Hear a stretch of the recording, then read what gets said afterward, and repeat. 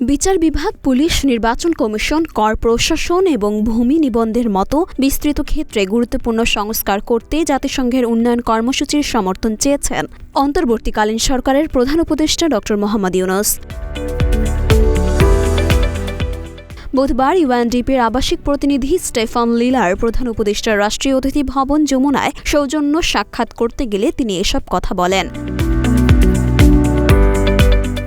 প্রধান উপদেষ্টা বলেন, অন্তর্বর্তী সরকার একটি অবাধ, সুষ্ঠু ও স্বচ্ছ নির্বাচন অনুষ্ঠানের প্রয়াসে প্রতিশ্রুতিবদ্ধ। ছাত্র নেতৃত্বাধীন বিপ্লবের ফল সত্যিকার অর্থে জনগণকে উপভোগ করতে সহায়তা করার জন্য বাংলাদেশের প্রধান প্রতিষ্ঠানগুলোতে গুরুত্বপূর্ণ সংস্কার চালু করতে হবে।